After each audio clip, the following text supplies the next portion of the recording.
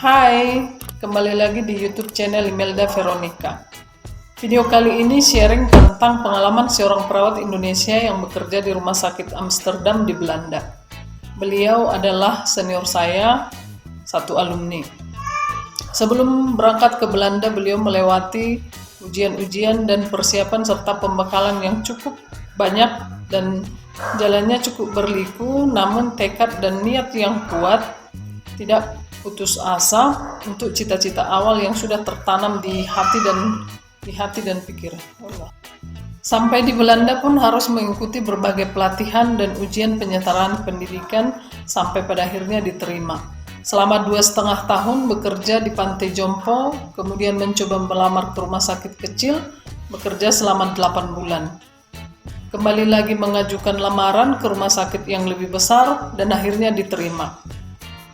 Sudah berpengalaman selama 13 tahun bekerja di sana sampai saat ini. Sambil bekerja, beliau juga mengambil pendidikan spesialis keperawatan dan sudah menyabet 2 spesialis keperawatan, yakni spesialis keperawatan onkologi dan spesialis keperawatan pulmonal hipertensi. Sangat hebat. Tonton terus videonya ya. Sebelumnya makasih banyak ya Kak udah bersedia mau sharing, mau berbagi. Oh, nggak apa-apa. Kalau bisa nolong, kenapa enggak ya kan? Bentar, Ya di sini Kak, aja. makasih banyak Kak.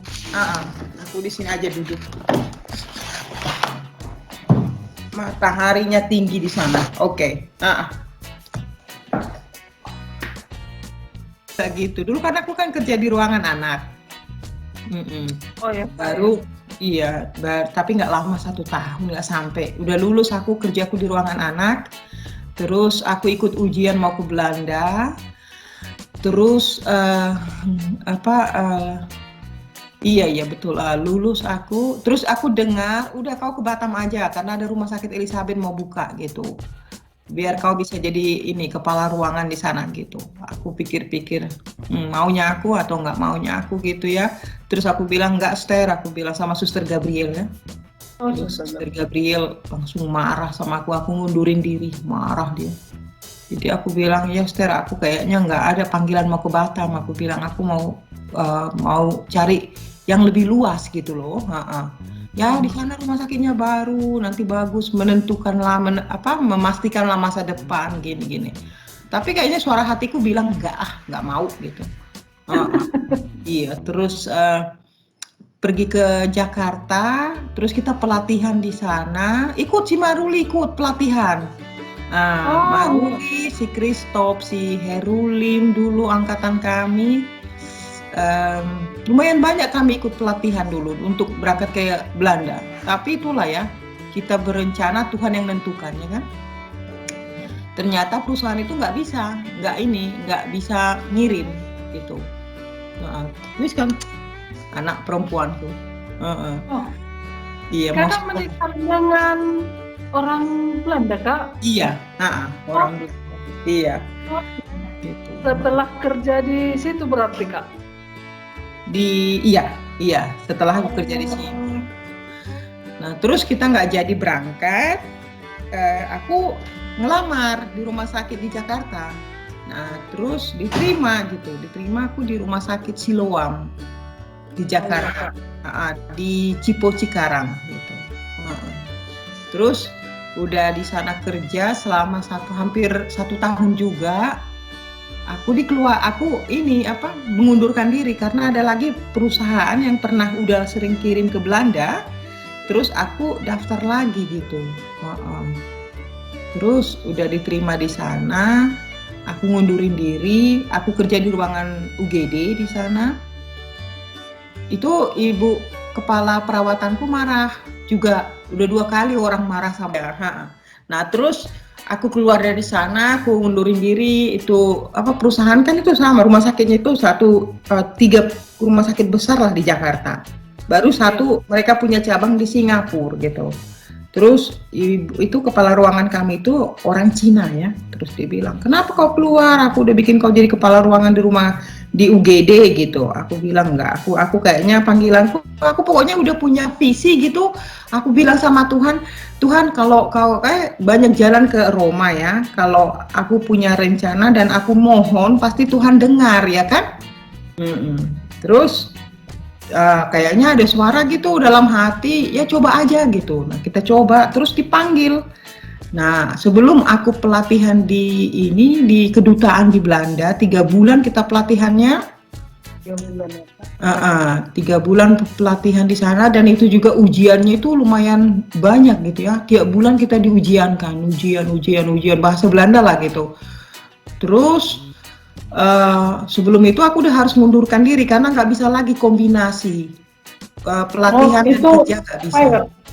Pelatihannya berarti intens dia gitu Kak? Intensif sekali, iya intensif sekali. Kita itu tidur di asrama, pagi naik bus kita dibawa ke kedutaan, kita belajar dari pagi jam 8 itu sampai jam 3 atau jam 4, terus dibawa bus lagi kita pulang ke asrama dari Senin sampai Jumat. Jadi betul-betul intensif sekali gitu. Jadi kita itu betul-betul mengingat kata-kata itu, kosakata Belanda itu banyak sekali ya. Satu buku itu kita harus hafal lah gitu. Tiap hari berapa kata kita harus hafal gitu. Terus kan bahasa Belanda kan lumayan susah, nggak kayak bahasa Inggris. Itu gramatika. Sebelum-sebelumnya pun nggak ada dipelajari ya Kak di sekolah, mau ini juga nggak pernah. Iya, beda dengan bahasa Inggris gitu kan. Terus itu jadi sekali sebulan kita ujian, itu bulan pertama, bulan kedua, bulan ketiga kita ujian, baru satu kali tuh semua dari pelajaran semualah diujiankan gitu. Terus ya lumayan ada juga yang gagal, ada yang gagal sayang gagal gitu, tapi lumayan banyak yang lulus lah gitu. Terus kita dikirim ke sini. Setelah dikirim ke sini, kita langsung disekolahkan lagi di sini. Oh gitu. Iya. Oh yang kemarin Kak, waktu orang kakak kurang lebih 3 bulan ya Kak ya di Jakarta. 3 yang bulan. Persiapan itu Kak, yang di asrama itu biaya sendiri atau gimana itu Kak? Itu dibiayai, kita hanya bayar 2 juta waktu itu, 2 juta. Tapi itu untuk untuk paspor. Selebihnya itu ditanggung oleh perusahaan. Oh langsung ya Kak? Iya. Nah nama perusahaannya dulu namanya Binawan. Oh iya yang Binawan ya Kak, aku udah ingat itu Iya. Binawan Kak, Binawan Iya. ya kemana-mana. Iya. Kalau Binawan itu udah pasti mereka memberangkatkan. Terus ada lagi perusahaan lain, masih ada, kadang ada yang kirim terakhir 2 tahun, setahun yang lalu kayaknya ada pemberangkatan. Itu perusahaan kalau nggak salah perusahaannya itu apa ya, perusahaan Matahari ya. Okay. Nah itu kalau itu juga masih memberangkatkan waktu itu, tapi sekarang udah nggak ada lagi. Sayang loh karena diperkirakan 250 orang perawat kurang di sini. 250 orang. Ribu orang. Oh ya Kak. Iya. Dan kebanyakan di situ Kak, kalau yang perawat dari luar, di luar Belanda itu mayoritas dari mana aja Kak? Kebanyakan Indonesia, masih ada. Belanda masih banyak, tapi karena kekurangan mereka udah sering mendatangkan perawat dari luar negeri, dulu dari Filipina. Oh iya Pak. Terus dari Indonesia, udah lama dari Indonesia, sudah lama sekali. Bahkan aku udah ada kenal di sini, udah opung-opung lah gitu, udah nenek-nenek. Itu mereka itu dulu bidan dikirim. Baru ini perawat dari Polandia. Polandia. Oh. Iya. Baru dari India. Dari India ya. Tapi yang aku dengar sih dari organisasi yang udah memperkerjakan perawat dari luar negeri itu kebanyakan mereka puas dengan orang Indonesia. Iya. Iya.